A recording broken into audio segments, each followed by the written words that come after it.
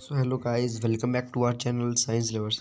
तो इस वीडियो में मैं आपके साथ डिस्कस करने जा रहा हूँ क्लास 10th के साइंस का चैप्टर नंबर 4 जो है कार्बन एंड इट्स कंपाउंड्स। इस चैप्टर को हम रिवाइज करेंगे इसी वीडियो में। So let's get started.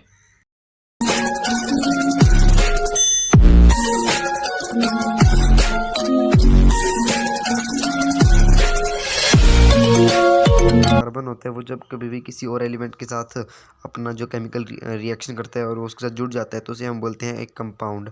और हम कार्बन और उसके कंपाउंड को हम इस चैप्टर में जानेंगे। तो कार्बन, जैसा कि आपको पता होगा, कार्बन की जो वैलेंसी 4 होती है, इसका मतलब कि जो उसकी आउटर शेल होती है उसके 4 इलेक्ट्रॉन्स होते हैं। और उसको स्टेबल रखने के लिए चाहे उसको 4 गेन करने पड़ेंगे चाहे लूज़ करने पड़ेंगे, क्योंकि उसको एक ऑक्टेट स्टेट में जाना है। तो वो ना तो ज़्यादा आगे वो लूज़ कर सकता है 4 इलेक्ट्रॉन्स, क्योंकि उसके लिए उसको बहुत ज़्यादा एनर्जी चाहिए 4 इलेक्ट्रॉन्स को लूज़ करने के लिए। इतनी एनर्जी उसके पास है नहीं। और ना ही वो 4 इलेक्ट्रॉन गेन कर सकता, क्योंकि है ना वो जो उसकी जो 4 प्रोटॉन्स है उसके न्यूक्लियस के अंदर, उससे जो वो 4 एक्स्ट्रा इलेक्ट्रॉन्स गेन करेगा उसको वो उससे संभालना बहुत मुश्किल हो जाएगा। इसलिए वो दोनों चीज़ें नहीं कर सकता, ना वो गेन कर सकता ना वो लूज़ कर सकता, इसलिए वो शेयरिंग करता है। कार्बन जो होता है वो अपने जो दूसरे एलिमेंट्स है उसके साथ शेयरिंग करके कंपाउंड्स बनाता है, अनलाइक अदर एलिमेंट्स। अब हम यहाँ पे देखेंगे जो शेयरिंग से जो वो बॉन्ड बनाता है उसे हम बोलते हैं कोवलेंट बॉन्ड। इस बॉन्ड में जो होता है वो होता है, बिल्कुल सिंपल सी बात है, शेयरिंग होती है उसमें इलेक्ट्रॉन्स की। और जो दूसरे बॉन्ड होते हैं यहाँ पे देखेंगे जो इलेक्ट्रोवैलेंट बॉन्ड होते हैं उसमें बॉन्ड बनता है गिविंग या टेकिंग इलेक्ट्रॉन से।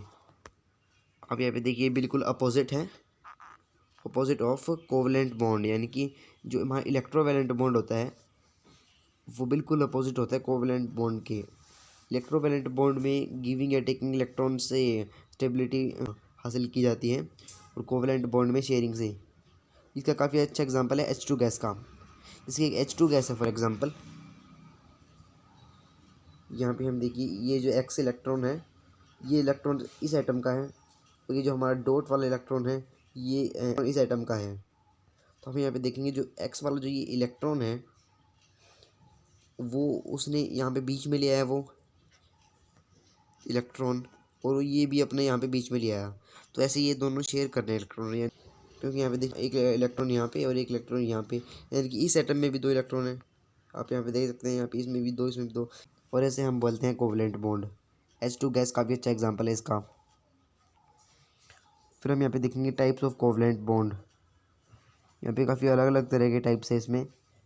पहला टाइप है इसमें सिंगल बॉन्ड, यानी कि जब एक एक इलेक्ट्रॉन दोनों एटम से आता है और बीच में यानी कि 2 इलेक्ट्रॉन बढ़ जाते हैं, उसे हम बोलते हैं सिंगल बॉन्ड। आप यहाँ पे देखिए जैसे कि यहाँ पे ये 2 एटम्स है क्लोरीन के, इसे सिर्फ एक इलेक्ट्रॉन चाहिए होता है। वो जो 7th इलेक्ट्रॉन है वो यहाँ पे ले आती है और दूसरा क्लोरीन का एटम अपना यहाँ पे ले जाता है। इसलिए जो ये जो क्लोरीन है, दोनों क्लोरीन एटम्स में 2 एटम्स हो जाते हैं और वो अपना ऑक्टेट स्टेट आ जाता है उसमें।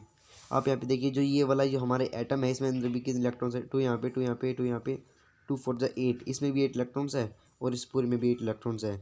इसे हम बोलेंगे सिंगल कोवेलेंट बॉन्ड या फिर सिंगल बॉन्ड भी बोल सकते हैं। आप यहाँ पे देखिए कि हमें कैसे पता लगेगा कि जो वो सिंगल बॉन्ड बना रहे हैं या फिर डबल बॉन्ड बना रहे हैं कि ट्रिपल बॉन्ड बना रहे हैं। वो बिल्कुल निर्भर करता है उसकी वैलेंसी पे। क्लोरीन की वैलेंसी 1 है इसलिए ये सिंगल बॉन्ड बनाएगा, सिंगल मतलब 1।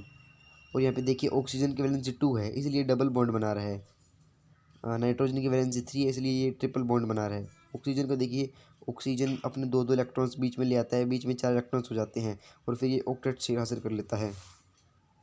ऑक्सीजन के लास्ट शेल में 6 इलेक्ट्रॉन्स होते हैं, 6 में से 2 यहाँ पे अपने मिड में ले आता है और बाकी के 4 यहाँ पे रख देता है, इसलिए वो ऑक्टेट स्टेट हासिल कर लेते हैं। और नाइट्रोजन की, जैसे कि आपको पता होगा, नाइट्रोजन की वैलेंसी होती है 3, इसलिए वो ट्रिपल बॉन्ड बनाता है। वो अपने 3 इलेक्ट्रॉन्स बीच में ले आके वो अपना ऑक्टेट स्टेट हासिल कर लेता है। ये था हमारा सिंपल सा टाइप्स ऑफ कोवेलेंट बॉन्ड। आगे हम देखेंगे एलोट्रोप्स ऑफ कार्बन, यानी कि एलोट्रोप होते हैं यानी कि एक ही टाइप ऑफ एटम की अलग अलग फॉर्म। यानी कि जब एटम होता है, एटम को जब हम अलग तरीके से अरेंज करते हैं फर्स्ट केस में और सेकंड केस में दूसरे अलग तरीके से अरेंज करते हैं, तो वो दोनों अलग अलग तरीके से हम अरेंज करेंगे, उन्हें हम बोलेंगे एलोट्रोप्स। हम यहाँ पे पढ़ेंगे 3 टाइप्स ऑफ एलोट्रोप्स। इसमें पहला है डायमंड। डायमंड आप सभी जानते हो, दूसरा है ग्रेफाइट जो हमारी पेंसिल की लीड में होता है, और तीसरा है फुलरीन। फुलरीन एक बॉल शेप स्ट्रक्चर होता है। हम यहाँ पे देखेंगे इसके बारे में सब कुछ। आगे हम देखेंगे इनका स्ट्रक्चर्स, यानी कि कार्बन के जो एलोट्रोप डायमंड है उसका स्ट्रक्चर देखेंगे यहाँ पे। ये जो 3 डायमेंशनल फॉर्म में होता है यहाँ पे डायमंड का स्ट्रक्चर। यहाँ पे देखेंगे जो ये जो डायमंड है ये हार्डेस्ट सब्सटेंस है अर्थ पे। इसमें आप देख सकते हैं यहाँ पे जो डायमंड के जो ये एटम्स हैं, इनमें जो एक एटम है 4 अदर इलेक्ट्रॉन से जुड़ा रहता है। आप यहाँ पे देखिए, ये 4 अदर इलेक्ट्रॉन से जुड़ के एक 3 डायमेंशनल शेप बनाते हैं, और उसे हम बोलते हैं डायमंड। ये बिल्कुल ये ज्वेलरीज में और इंडस्ट्रियल एप्लीकेशन में भी यूज़ किया जाता है, क्योंकि ये सबसे हार्डेस्ट सब्सटेंस है, ये कभी टूटता नहीं है, काफ़ी ज़्यादा फोर्स लगाने पर भी नहीं टूटता। इसलिए ये इंडस्ट्रियल पर्पज़ में भी काफ़ी ज़्यादा यूज़ किया जाता है इसका, कई चीज़ों को काटने के लिए बेसिकली। कॉटन ड्रिलिंग, ग्रेडिंग वगैरह को यहाँ पे काफ़ी इस्तेमाल होता है इसका। फिर हम देखें ग्रेफाइट। ग्रेफाइट में हम देखेंगे जो ग्रेफाइट है वे पेंसिल्स में यूज़ होता है लिखने। ये डायमंड से अलग है, और ये जो ग्रेफाइट है ये गुड कंडक्टर ऑफ इलेक्ट्रिसिटी होता है। ये जो कार्बन है उसकी मोस्ट स्टेबल स्टेट होता है। यहाँ पे देख सकते हैं आप, यहाँ पे ये जो ये कार्बन की जो एटम्स है वो लेयर में है, यानी कि ये फर्स्ट लेयर, ये फर्स्ट लेयर, ये सेकंड लेयर, और ये थर्ड लेयर, यानी कि यहाँ पे लेयर्स में जब कार्बन के एटम्स अरेंज हो जाते हैं। फिर हम यहाँ पे देखेंगे फुलरीन। फुलरीन होता है एक बॉल शेप स्ट्रक्चर होता है।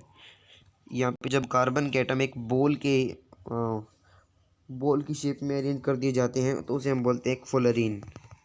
फुलरीन का जो मोस्ट फेमस नाम है वो है C60, यानी कि एटम्स ऑफ कार्बन जब एक साथ जुड़ जाते हैं एक बॉल शेप फॉर्म करने के लिए तो उसे हम बोलते हैं फुलरीन।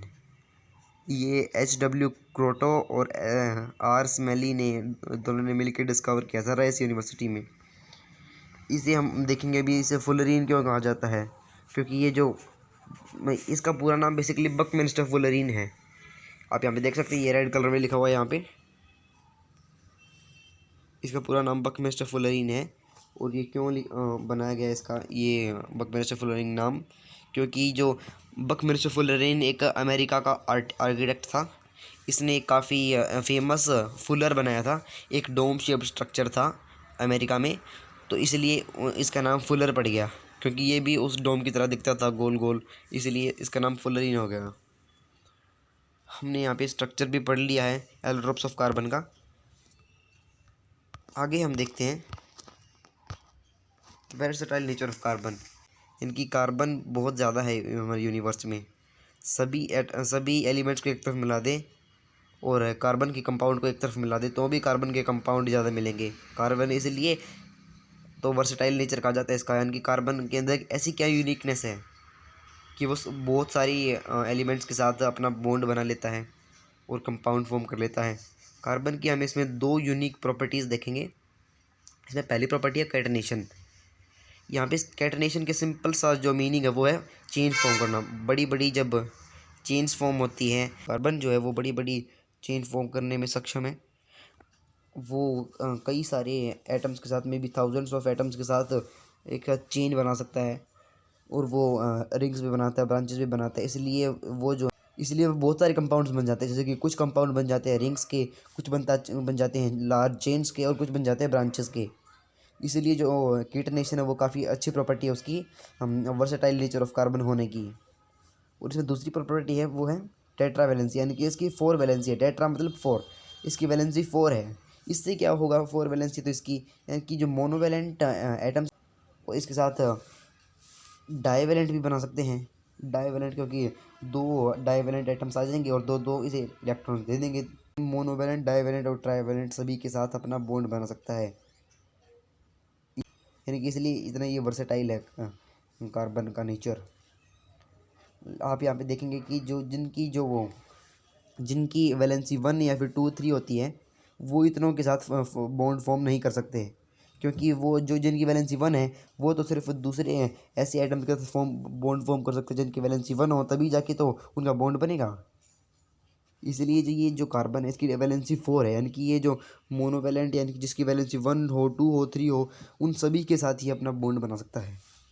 इसीलिए कार्बन का नेचर इतना वर्सेटाइल होता है। हम यहाँ पे अगली चीज़ देखेंगे वो है होमोलोगस सीरीज़। हमारी ये आखिरी कॉन्सेप्ट है इस चैप्टर का, बाकी सारा इसमें पोर्शन डिलीट कर दिया गया है।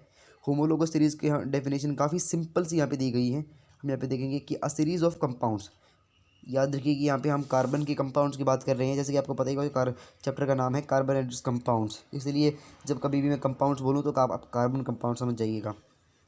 अ series of compounds in which each member differ by a functional group, यानी कि एक सीरीज़ होती है कंपाउंड्स की, जैसे कि एपी जो होती है हमारी, हमने इसमें पढ़ा होगा कि जो एपी होती है उसमें जो अगले वाला जो नंबर होता है वो पिछले वाले नंबर से कॉमन डिफरेंस से एक डिफ़र करता है, और ये कॉमन डिफरेंस ये सभी में कॉमन होता है। और यही सेम चीज़ यहाँ पे है, जो वो कॉमन डिफरेंस है वो यहाँ पे फंक्शनल ग्रुप बन गया है। फंक्शनल ग्रुप क्या होता है? ये वो एक ग्रुप ऑफ एटम्स होता है जिसको हम मॉलिक्यूल भी बोल सकते हैं। जो फंक्शनल ग्रुप है एक ग्रुप ऑफ एटम होता है जो उसकी केमिकल प्रॉपर्टी डिसाइड करता है, जैसे CH2। तो यहाँ पे हम देखेंगे जो ये होमोलोगस सीरीज़ होती है वो एक सीरीज़ ऑफ कार्बन कंपाउंड होती है, जिसमें जो अगला जो मेंबर है, अगला मेंबर वो पहले वाले मेंबर से एक फंक्शनल ग्रुप में डिफ़र करता है। पहले वाले से अगर हम कंपेयर करें तो वो फंक्शनल ग्रुप हमने बताया कि यहाँ पे एक ऐसा ग्रुप ऑफ एटम होता है जो उसके कंपाउंड की प्रॉपर्टी डिसाइड करता है, जैसे फॉर एग्जांपल CH2। यहाँ पे हम अगली चीज़ देखेंगे वो है एग्जांपल ऑफ होमोलोगस। एग्जांपल काफ़ी ज़रूरी है, ये मैंने यहाँ पे एक ही एग्जांपल लिखा है ताकि आप लोग कंफ्यूज ना हो जाओ। हम यहाँ पे देखेंगे कि जो CH4 है, मीथेन गैस होगी हमारी CH4, इसके अंदर अगर हम CH2 ऐड कर दें तो क्या बनेगा? CH2 ऐड कर दिया, C1 है और 1C में 1C ऐड करेंगे तो C2 हो जाएगा, फिर अगला हो जाएगा H6, क्योंकि 4 में 2 ऐड करेंगे तो 6 हो जाएगा। और फिर इससे अगला कंपाउंड होगा C3H8, क्योंकि ये CH2 में डिफर करते हैं ना, इसलिए ये एक होमोलोगस सीरीज़ बन गई। ये काफ़ी अच्छा एग्जांपल है होमोलोगस सीरीज़ का। आई होप आपको यहाँ तक का चैप्टर समझ में आ गया होगा। अगर आपको ये वीडियो पसंद आई तो इसको लाइक कीजिए, आपके जितने फ्रेंड्स हो सकते हैं, जितने पॉसिबल, उन सभी के साथ शेयर कीजिए। और अगर आपने हमारे तक अभी चैनल को सब्सक्राइब नहीं किया है तो सब्सक्राइब भी कीजिए, और हमें कमेंट में भी लिख के बताइए कि आपको ये वीडियो कैसी लग रही है।